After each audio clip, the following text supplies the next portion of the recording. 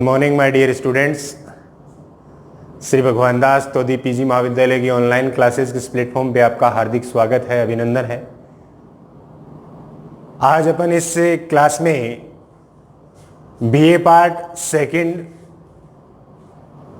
राजनीति विज्ञान का जो प्रथम प्रश्न पत्र है, विश्व की प्रमुख व्यवस्थाएं जो संविधान से संबंधित हैं, जिसमें अपने को अलग अलग राष्ट्रों के संविधानों का अध्ययन इस पेपर में करना है, उसके लिए मैंने इससे पहले वाले वीडियो में अमेरिका के संविधान पे चर्चा की थी और उस वीडियो में मैंने अमेरिका के संविधान के विकास के जो चरण थे उस पे चर्चा की थी कि अमेरिका के संविधान का जो विकास है वो किस प्रकार से हुआ था।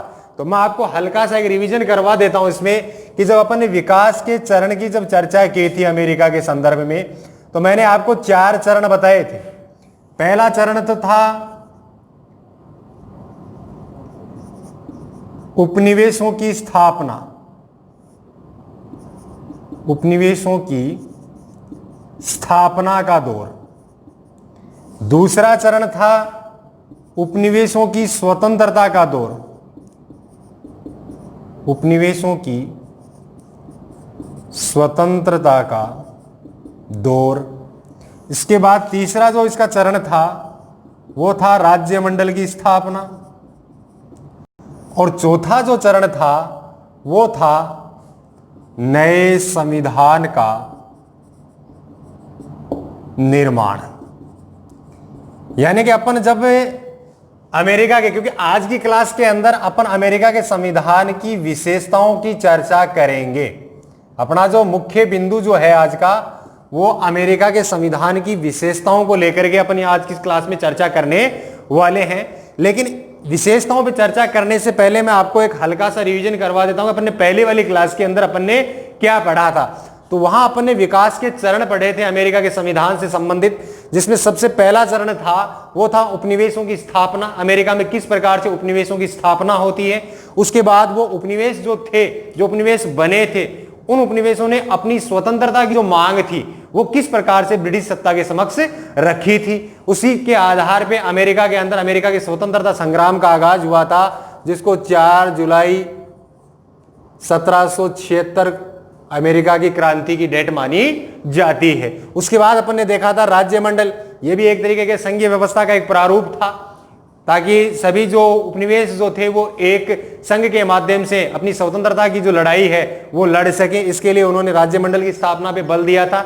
लेकिन इसकी एक कमी थी कि ये जो केंद्रीय जो नेतृत्व था वो राज्यों के अंदर जो आपसी जो फूट थी, उनके अंदर जो आपसी गृह युद्ध जैसी स्थिति पनप रही थी, उनको रोकने में सक्षम नहीं हो पाया था। और उसी के उपरांत एक नए संविधान पे विचार करने के लिए उनके बीच समक्ष अर्थात राज्यमंडल को कैसे, अर्थात संघ को कैसे शक्तिशाली बनाया जाए, ये विचार, ये आवाज उठने लगी थी। और इसके लिए 1787 के अंदर अमेरिका के फिलाडेल्फिया कांग्रेस का एक सम्मेलन हुआ था और उसी के माध्यम से अमेरिका के जो संविधान है उसका ताना बाना बनाया गया था। तो आज अपन इसी फिलाडेल्फिया सम्मेलन से इसकी चर्चा करते हैं। तो ये इसके विकास के जो चरण हैं, जो विद्यार्थी पहले वाले वीडियो को नहीं देख पाए हैं वो पहले वाले वीडियो को देखने का प्रयास करें और इनके चरणों को समझने का प्रयास भी करें। आज अपन सीधे इसकी विशेषताओं पे चलते हैं।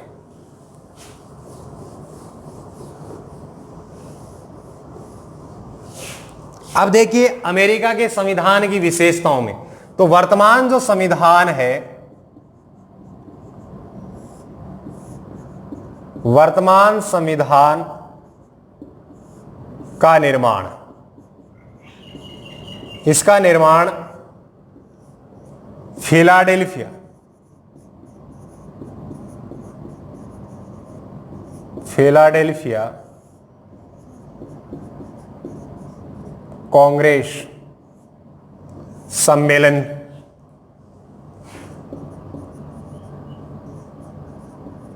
यह सम्मेलन हुआ था 1787 में और इसके अध्यक्ष थे जॉर्ज वाशिंगटन, जॉर्ज वाशिंगटन। ये इस सम्मेलन के अध्यक्ष थे और यही अमेरिका के नवीन संविधान जो था उसकी चर्चा की गई थी।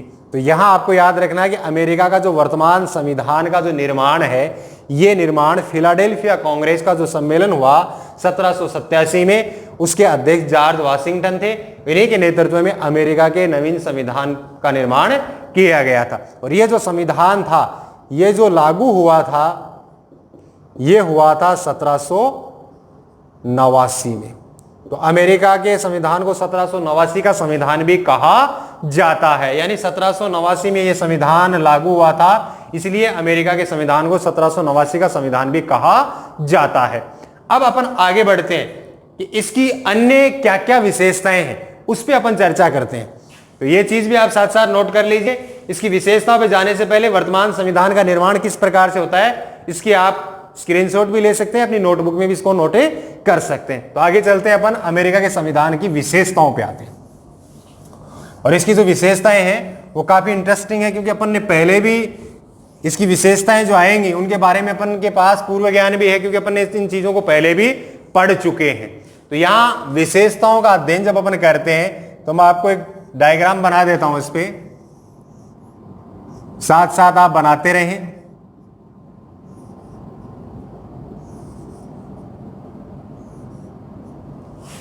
पहला लिखित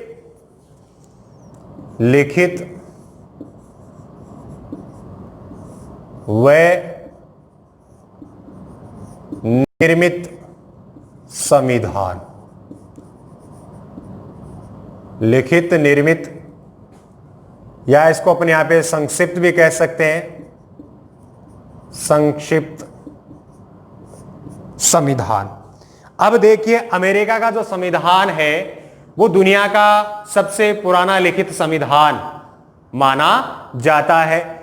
दूसरी चीज, यहां संक्षिप्त संविधान अर्थात अमेरिका का जो संविधान है उसको दुनिया का सबसे छोटे संविधान के रूप में भी व्यक्त किया जाता है। अब ये सबसे संक्षिप्त कैसे है, इसके तौर पे अपन जब देखते हैं अमेरिका के संविधान में, तो अमेरिका के संविधान में केवल और केवल 7 ही अनुच्छेद हैं। कितने अनुच्छेद हैं? 7 ही अनुच्छेद हैं। इसलिए अमेरिका के संविधान को संक्षिप्त संविधान कहा जाता है। एक राजनीति विचारक हैं अमेरिका के, मुनरो का एक प्रसिद्ध कथन भी है कि अमेरिका के संविधान में 4000 शब्द हैं। कितने शब्द हैं? 4000 शब्द हैं, जिसको आधा घंटे में पढ़ा जा सकता है। आधा घंटा में पढ़ा जा सकता है। कुल मिलाकर के 4000 शब्दों की बात इसमें वह करता है, क्योंकि अनुच्छेद केवल 7 हैं। अब 7 अनुच्छेद कैसे हैं, इसको जब अपन देखते हैं तो यहां केवल और केवल अमेरिका के संविधान में जो केंद्रीय सरकार है उसकी आधारभूत सिद्धांतों की संरचना इसमें बनाई गई है, अर्थात संरचनाओं का उल्लेख किया गया है। केवल और केवल केंद्र सरकार के आधारभूत जो सिद्धांत हैं उनका उल्लेख मिलता है, केवल और केवल। तो राज्य सरकारों का इसमें उल्लेख नहीं किया गया, क्योंकि राज्य सरकारों का अपना अलग संविधान है। इसलिए यह संक्षिप्त संविधान है। इसमें केवल और केवल केंद्रीय सरकार की चर्चा की गई है, केंद्रीय सत्ता की चर्चा की गई है। इसलिए इसमें केवल और केवल 7 अनुच्छेद हैं। और मुनरो का एक प्रसिद्ध कथन भी है कि अमेरिका के संविधान में मात्र 4000 शब्द हैं, जिसको आधा घंटे में पढ़ा जा सकता है। तो इस आधार पर अमेरिका का संविधान लिखित संविधान है, निर्मित या संक्षिप्त संविधान भी कहा जाता है। अब ये निर्मित का अपन करते हैं तो संविधान को अपन देखते हैं, इसकी संरचना के आधार पे एक विकसित होता है और एक निर्मित होता है। विकसित होता है जो परंपराओं के आधार पे जिसका निर्माण होता है, जिसका सबसे बड़ा उदाहरण अपन हमारे सामने रहता है ब्रिटेन का संविधान निर्मित। लिखित संविधान और अलिखित संविधान में 2 प्रकार के ये भी अंतर देखने को मिलते हैं, एक लिखित होता है, दूसरा अलिखित होता है। ब्रिटेन के संविधान की जब अपन चर्चा करते हैं तो अलिखित माना जाता है कि ब्रिटेन का संविधान है वो अलिखित है, जबकि अमेरिका का संविधान है वो लिखित संविधान है, सबसे पुराना संविधान है, सबसे पहले लिखा गया था। और निर्मित, इसका जो निर्माण हुआ था मैंने पहले बताया था, फिलाडेल्फिया जो सम्मेलन हुआ था कांग्रेस का 1787 में, वहां इसके निर्माण की जो प्रक्रिया थी वो प्रारंभ होती है। तो फिलाडेल्फिया सम्मेलन में कांग्रेस के माध्यम से इसका निर्माण किया गया था। तो ये इसका पहला पॉइंट हो गया, लिखित, संक्षिप्त और निर्मित संविधान के रूप में। अब अपन दूसरे पॉइंट की चर्चा करते हैं कि इसका दूसरा पॉइंट क्या बनता है। तो दूसरे पॉइंट की अपन चर्चा करते हैं तो आता है लौकिक प्रभुसत्ता। लौकिक प्रभुसत्ता। अब देखिए यहां प्रभुसत्ता अर्थात संप्रभुता की बात की जा रही है, और ये लौकिक प्रभुसत्ता में विश्वास किस प्रकार से करता है? संप्रभुता यानी वह सर्वोच्च शक्ति, एक सर्वोच्च शक्ति के रूप में संप्रभुता की अवधारणा में यह सबसे ऊपरी स्तर पे आती है। और लौकिक संप्रभुता का अर्थ होता है यहां जनता की शक्ति की बात की जा रही है। जब अपन अमेरिका के संविधान का अध्ययन करते हैं, अमेरिका के संविधान की जब प्रस्तावना का अध्ययन करते हैं, तो प्रस्तावना का जो प्रथम वाक्य है, हम अमेरिका के लोग, यानी कि ये चीज इस चीज को दर्शाती है कि अमेरिका में संप्रभुता जो है वो जनता में निवास करती है। तो यहां अमेरिका के संविधान में संप्रभुता, जनता की जो प्रभुसत्ता है उसको स्वीकार किया गया है, इसलिए इसको लौकिक प्रभुसत्ता भी कहा जाता है कि अमेरिका का संविधान जो है वो लौकिक प्रभुसत्ता में विश्वास करता है। और इसका जो उदाहरण है, इसका जो स्पष्ट रूप जो है वो हमें अमेरिका के संविधान की जो प्रस्तावना है उसके प्रथम वाक्य के अंदर झलकती हुई दिखाई देती है, जिसमें स्पष्ट लिखा हुआ है हम अमेरिका के लोग, यानी अमेरिका के लोग मिलकर के अमेरिका के संविधान के निर्माण की चर्चा करते हैं। तो ये दूसरी विशेषता हो गई। तीसरी विशेषता जब अपन देखते हैं तो गणतंत्रात्मक शासन की इसमें चर्चा की जा रही है। तीसरी जो विशेषता है गणतंत्रात्मक शासन, इसके बारे में भी आप पहले पढ़ चुके हैं। गणतंत्र के बारे में आप अपने राष्ट्र के संदर्भ में भी देख सकते हैं। जब अपन भारत की चर्चा करते हैं कि भारत में गणतंत्रात्मक है या नहीं है, क्योंकि अपन जब देखते हैं तो 26 जनवरी का जो पर्व है इसको अपन गणतंत्र दिवस के रूप में मनाते हैं। तो यहां जो ये गणतंत्रात्मक व्यवस्था की जो चर्चा की जा रही है अमेरिका में, इसके अंदर देश का जो राष्ट्र जो अध्यक्ष है, यानी राष्ट्र का जो अध्यक्ष है वह वंशानुगत नहीं होता है, अर्थात उसका जो निर्वाचन है वो वंशानुगत नहीं होता है, वो जनता के द्वारा प्रत्यक्ष या अप्रत्यक्ष रूप से चुना जाता है। तो अमेरिका का जो राष्ट्राध्यक्ष है राष्ट्रपति, ये राष्ट्रपति जनता के द्वारा अप्रत्यक्ष रूप से, किस रूप से चुना जाता है? अप्रत्यक्ष रूप से अमेरिका के राष्ट्रपति का निर्वाचन जनता करती है। क्योंकि निर्वाचन की दो ही प्रक्रिया अपने को देखने को मिलती है, एक प्रत्यक्ष निर्वाचन होता है, एक अप्रत्यक्ष निर्वाचन होता है। प्रत्यक्ष निर्वाचन में जनता स्वयं चुनती है, और अप्रत्यक्ष निर्वाचन में पहले जनता कुछ अन्य सदस्यों का चुनाव करती है और वो सदस्य मिलकर के उसका चुनाव करते हैं। तो अमेरिका के अंदर राष्ट्रपति अप्रत्यक्ष विधि के द्वारा चुना जाता है, अर्थात जनता जो है वो उसके निर्वाचक जो मंडल है, निर्वाचक मंडल का चुनाव जनता करती है। और ये जो निर्वाचक मंडल है, ये निर्वाचक मंडल जो होता है वो राष्ट्रपति का चुनाव करता है। इसलिए जनता प्रत्यक्ष रूप से स्वयं इसका चुनाव नहीं करती है, पहले निर्वाचक मंडल का चुनाव करती है, और ये चुनाव हुआ जो निर्वाचक मंडल होता है वो राष्ट्रपति का चुनाव करता है। तो मेरा कहने का तात्पर्य है कि गणतंत्रात्मक जो शासन व्यवस्था का रूप होता है, इसमें होता है कि राष्ट्राध्यक्ष जो है वह वंशानुगत न होकर के निर्वाचित होता है। समझ गए मेरी बात को? अगले पॉइंट पे चर्चा करते हैं। अगला पॉइंट है इसका संविधान की सर्वोच्चता। अमेरिका के संविधान की विशेषताओं में अगला पॉइंट है संविधान की सर्वोच्चता। अब देखिए संविधान की सर्वोच्चता, यानी संविधान सर्वोच्च है, संविधान से ऊपर कुछ नहीं है। ना वहां की व्यवस्थापिका है, ना वहां की कार्यपालिका है, ना वहां की कोई न्यायपालिका है, और ना ही जनता है।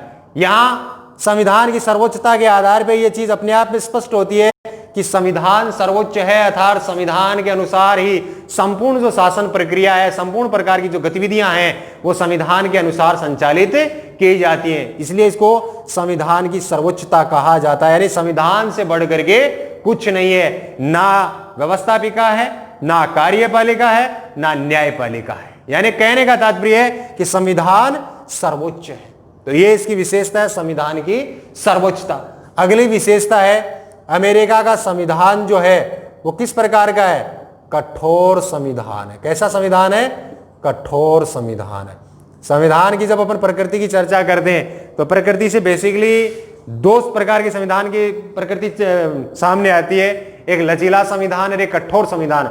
एक बीच की एक मध्यम प्रकृति और अवधारणा के रूप में ली जाती है, लेकिन बेसिकली अपन कठोर और लचीली की चर्चा करते हैं। तो लचीला जो संविधान होता है, संविधान की प्रकृति अगर लचीली होती है तो उसमें साधारण बहुमत के आधार पर उसमें परिवर्तन किया जा सकता है। लेकिन अगर संविधान की प्रकृति कठोर है तो संविधान में संशोधन जो है वो विशेष बहुमत के आधार पे होता है। अब देखिए, अमेरिका का संविधान कठोर है, इसलिए ही तो अब तक अमेरिका के संविधान में कितने संशोधन हुए हैं? 27 संशोधन हुए। आज तक अमेरिका के संविधान में केवल और केवल 27 संशोधन हुए। ये 27 संशोधन होने का प्रमाण है कि अमेरिका का संविधान कठोर है। अब अमेरिका की जो व्यवस्थापिका है, अमेरिका की व्यवस्थापिका के अंदर उपस्थित और मत देने वाले 2/3 सदस्य के द्वारा संविधान संशोधन की जो प्रक्रिया है वो प्रारंभ होती है। उसके बाद जो राज्य हैं उनमें भी 2/3 राज्य का समर्थन होना चाहिए इसके पक्ष में, तब जाकर के संविधान में संशोधन होता है। तो ये विशेष प्रक्रिया जो है इसी का आधार है कि अमेरिका का जो संविधान है वो कठोर है।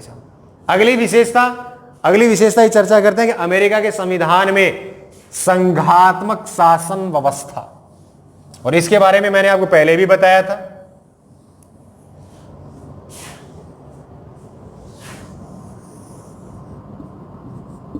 संघात्मक शासन, क्योंकि अपन ने जब लोकतांत्रिक शासन व्यवस्था की जब चर्चा की थी, इस लोकतांत्रिक शासन प्रणाली की जब चर्चा की थी, तो मैंने बताया था कि लोकतांत्रिक जो प्रणाली है उसको शासन के रूप के आधार पे अर्थात शक्ति विभाजन का जो सिद्धांत है उसके आधार पे जब अपन इसको देखते हैं तो मुख्यतः दो भागों में इसको विभाजित करते हैं, एकात्मक और संघात्मक के रूप में। एकात्मक में सारी शक्तियां जो होती हैं वो एक ही केंद्र के पास होती हैं, और संघात्मक में जो शक्तियां होती हैं वो केंद्र और राज्य के मध्य विभाजित होती हैं। तो अमेरिका के अंदर जो संघात्मक जो व्यवस्था है वह आदर्श रूप में देखने को मिलती है, अर्थात यहां शक्ति विभाजन के आधार पर केंद्र और राज्य के मध्य शक्तियों का बंटवारा किया गया है, और जो अवशिष्ट शक्तियां हैं वो अवशिष्ट शक्तियां राज्यों को प्रदान की गई है। तो आपको यह ध्यान रखना है कि भारत की जो अपन चर्चा करते हैं तो भारत में तो अवशिष्ट शक्तियां जो है वो केंद्र के पास हैं, लेकिन अमेरिका को आदर्श रूप में देखा जाता है तो यहां केंद्र की शक्तियां गिनाने के बाद राज्य की शक्तियां राज्य के पास, और जो अवशिष्ट शक्तियां शेष रही वो शक्तियां भी राज्य के पास ही सुरक्षित हैं। अर्थात केंद्र को राष्ट्रीय महत्व की जो विषय हैं वो केंद्र को प्रदान किए गए, जिन पे कानून निर्माण का अधिकार जो है वो केंद्र को दिया गया है। तो इस प्रकार अमेरिका में यहां पे अपने को ये चीज देखने को मिलती है कि अमेरिका में संघात्मक व्यवस्था का रूप पाया जाता है जो आदर्श रूप में है। और आदर्श रूप में कैसे है कि अमेरिका के अंदर इसको पूर्ण रूप से उसी अनुसार इसको अपनाया गया है जिस प्रकार से अपन देखते हैं कि संघात्मक शासन व्यवस्था में केंद्र और राज्य के मध्य शक्तियों का विभाजन होता है। केंद्र सरकार को राज्य जो इकाइयां हैं वो राष्ट्रीय महत्व के विषय पे कानून बनाने का अधिकार देती हैं, और जो अवशिष्ट शक्तियां जो बचती हैं वो भी राज्यों के पास सुरक्षित हैं। तो इस प्रकार का रूप भी अमेरिका के अंदर हमें देखने को मिलता है। इसके अलावा जब अपन चर्चा करते हैं तो यहां इसकी एक और विशेषता होती है अध्यक्षात्मक शासन। तो जब अपने लोकतांत्रिक शासन व्यवस्था का अध्ययन किया था तो एकात्मक और संघात्मक के मैंने दो पार्ट बताए थे, इनके भी दो रूप होते हैं, एक संसदात्मक होता है और एक अध्यक्षात्मक होता है। इन दोनों का जो डिवाइडेशन होता है ये डिवाइडेशन होता है व्यवस्थापिका और कार्यपालिका। जब हमें व्यवस्थापिका और कार्यपालिका में घनिष्ठ संबंध देखने को मिलता है, यानी दोनों अंतर संबंधित रहती हैं, अर्थात कार्यपालिका का निर्माण व्यवस्थापिका से होता है, या अपन ये भी कह सकते हैं कि जो सरकार है उसका कार्यकाल भी अनिश्चित होता है। तो इस प्रकार का जो घनिष्ठ संबंध होता है, ये घनिष्ठ संबंध जो होता है ये संबंध हमें संसदात्मक व्यवस्था में देखने को मिलता है। यानी घनिष्ठ संबंध का जो रूप है ये किस प्रकार की शासन व्यवस्था में? संसदात्मक शासन व्यवस्था में देखने को मिलता है। यानी व्यवस्थापिका और कार्यपालिका के मध्य घनिष्ठ संबंध पाया जाता है। यह रूप हमें संसदात्मक शासन व्यवस्था में देखने को मिलता है। यहां जो कार्यपालिका जो होती है वो व्यवस्थापिका के प्रति उत्तरदायी रहती है, जबकि अध्यक्षात्मक शासन व्यवस्था की अपन जब चर्चा करते हैं तो अध्यक्षात्मक शासन व्यवस्था के अंदर यहां व्यवस्थापिका और कार्यपालिका में किसी प्रकार का घनिष्ठ जो संबंध है वो नहीं पाया जाता है, और ना ही कार्यपालिका जो होती है वो व्यवस्थापिका के प्रति उत्तरदायी होती है। उत्तरदायी क्यों नहीं होती है? इसका पीछे कारण ये है कि यहां जो कार्यपालिका का जो निर्माण होता है वो व्यवस्थापिका से नहीं होता है। और एक और खास बात कि यहां जो अध्यक्षात्मक शासन व्यवस्था में जो कार्यपालिका है इसका कार्यकाल भी निश्चित होता है। तो ये सारी जो विशेषताएं हैं वो किसकी है? अध्यक्षात्मक शासन व्यवस्था की देखने को मिलती है। एक और इसमें साथ में आप ऐड कर सकते हो, यहां जो वास्तविक अध्यक्ष की अपन जब चर्चा करते हैं तो यहां केवल और केवल राष्ट्रपति ही होता है वास्तविक मुखिया। यहां नामात्र का और वास्तविक कार्यपालिका का अंतर जो होता है वो अध्यक्षात्मक शासन व्यवस्था में नहीं देखने को मिलता है। जबकि अपन संसदात्मक शासन व्यवस्था की चर्चा करते हैं तो वहां हमें वास्तविक और नामात्र की कार्यपालिका का अंतर भी देखने को मिलता है। तो इसकी यह विशेषता हो गई। अगली विशेषता है वो आप देख लीजिए, न्यायिक सर्वोच्चता।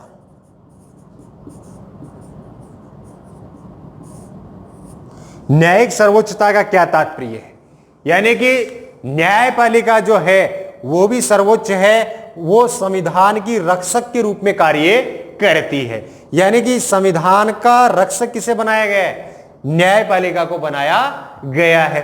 ये न्यायपालिका जो होती है या व्यवस्थापिका और कार्यपालिका, यानी व्यवस्थापिका का मुख्य कार्य होता है कानूनों का निर्माण करना, कार्यपालिका का कार्य होता है उनको लागू करना, और न्यायपालिका जो होती है उन कानूनों की जांच करती है कि ये कानून संविधान के अनुकूल है या नहीं है। अगर संविधान के अनुकूल नहीं होते हैं तो न्यायपालिका जो होती है उनको रद्द कर देती है। ये अधिकार, न्यायिक पुनरावलोकन की शक्ति जो होती है वो न्यायपालिका के पास होती है। तो ये चीज जो होती है न्यायपालिका को सर्वोच्चता प्रदान करती है। अमेरिका के न्यायाधीश थे जस्टिस हुज, उसने ये कहा भी था कि न्यायाधीश जो है, न्यायपालिका अर्थात न्यायाधीश जो है वो भी संविधान के अंतर्गत है, संविधान के अधीन है, लेकिन संविधान वैसा ही है जैसा न्यायाधीश अर्थात न्यायपालिका कहती है। क्योंकि संविधान की व्याख्या करने का अधिकार किसके पास है? न्यायपालिका के पास है।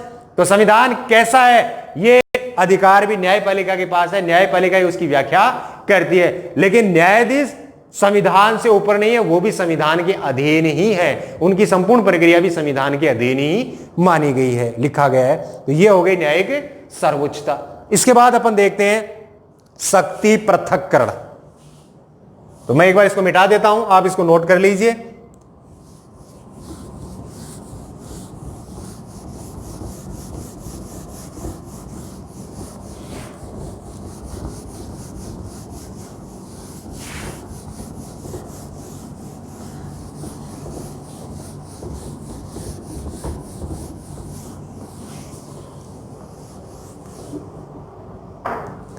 अगली विशेषताएं अपन देखते हैं इसकी।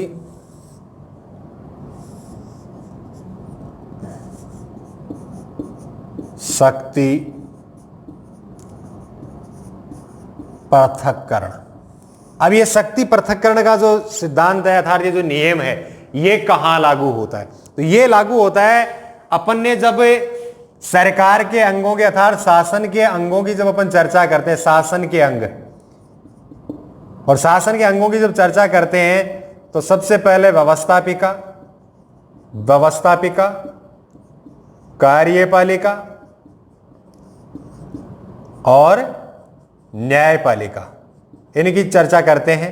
तो यहां जो ये शक्ति पृथक्करण है, इस शक्ति पृथक्करण के आधार पर व्यवस्थापिका, कार्यपालिका और न्यायपालिका जो होते हैं वो अपने अपने क्षेत्र में स्वतंत्र होती हैं। और ये स्वतंत्र किस सिद्धांत के आधार पर है? शक्ति पृथक्करण के सिद्धांत के आधार पे। शक्ति पृथक्करण का अपन एक पूरा का पूरा एक वीडियो बनाऊंगा मैं, जिसमें शक्ति पृथक्करण और नियंत्रण व संतुलन का जो सिद्धांत है उस पे चर्चा करेंगे। लेकिन आप यहां इसको समझने का प्रयास कीजिए कि शक्ति पृथक्करण का जो सिद्धांत है, जो नियम है, वो शासन के अंगों में देखने को मिलता है। जब शासन के तीनों अंग एक दूसरे से स्वतंत्र होते हैं तो वहां शक्ति पृथक्करण के नियम का पालन होता है। और अमेरिका के संविधान में शक्ति पृथक्करण के नियम का पूर्ण रूप से पालन किया गया है, जहां व्यवस्थापिका, कार्यपालिका और न्यायपालिका अपने अपने क्षेत्र, अपने अपने अधिकार क्षेत्र में स्वतंत्र हैं, अपने स्वतंत्र होकर ये कार्य कर सकती है। तो ये शक्ति पृथक्करण का सिद्धांत यहां पे देखने को मिलता है। इसके अलावा अपन जब चर्चा करते हैं अमेरिका में, तो दोहरी या अपन कह सकते हैं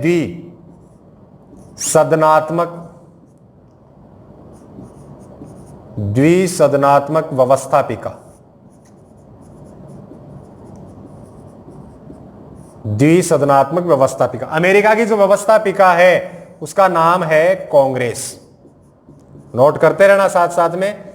अमेरिका की व्यवस्थापिका, भारत की व्यवस्थापिका का नाम संसद है, ठीक उसी प्रकार से अमेरिका की व्यवस्थापिका का नाम कांग्रेस है। अमेरिका के अंदर द्विसदनात्मक व्यवस्थापिका अर्थात ये जो व्यवस्थापिका अर्थात कांग्रेस है, इसके दो सदन हैं, प्रथम सदन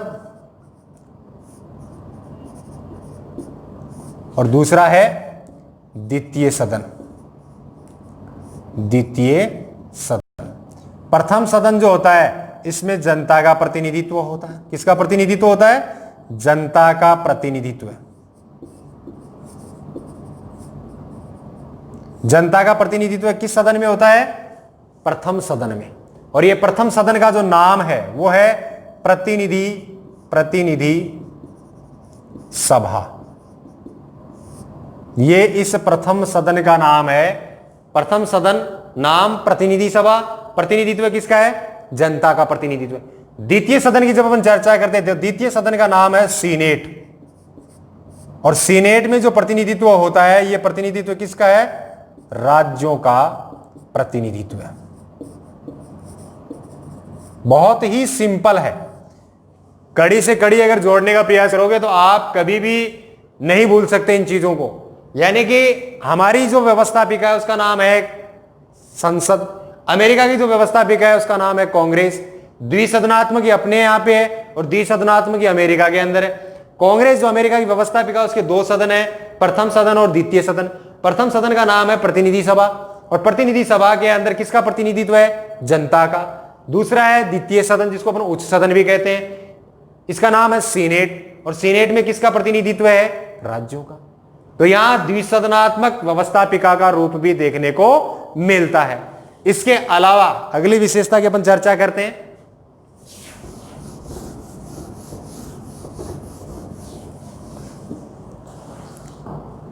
नियंत्रण व संतुलन का सिद्धांत। नियंत्रण व संतुलन का सिद्धांत। अब देखिए, आपने जो पहले देखा था शक्ति पृथक्करण का सिद्धांत, शक्ति पृथक्करण का पूर्ण रूप से रूप पालन होता है, लेकिन शक्ति पृथक्करण सिद्धांत के आधार पे शासन के जो अंग है वो निरंकुश ना हो जाए। तो ये जो अपनाया गया है यहां पे, इसका मुख्य उद्देश्य है शासन के अंगों की निरंकुशता को रोकना, यानी निरंकुश ना हो जाए, निरंकुशता को रोकना। यह किसका उद्देश्य है? नियंत्रण व संतुलन के सिद्धांत का।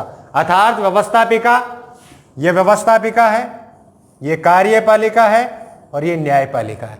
ये तीनों एक दूसरे में इस प्रकार से नियंत्रण स्थापित कर दिए हैं कि ये निरंकुश ना हो जाए।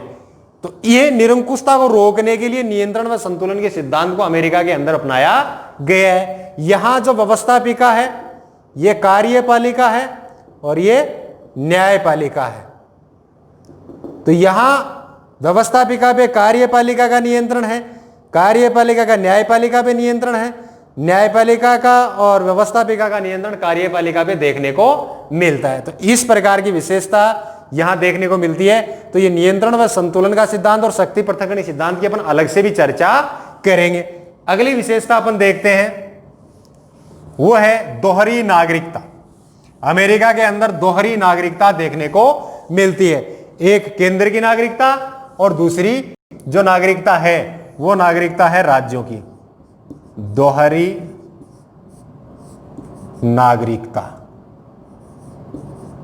तो ये तो बिल्कुल सिंपल सा पॉइंट है दोहरी नागरिकता का मतलब केंद्र की नागरिकता और एक राज्य की नागरिकता, जबकि भारत के अंदर एकल नागरिकता है, अपने पास केवल एक राष्ट्र की नागरिकता है, राज्य की कोई नागरिकता अपने पास नहीं है। तो यहां केंद्र की नागरिकता और राज्य की नागरिकता, दोहरी नागरिकता का रूप भी अपने को यहां पे देखने को मिलता है। अगला देखते हैं अपन मूल अधिकार।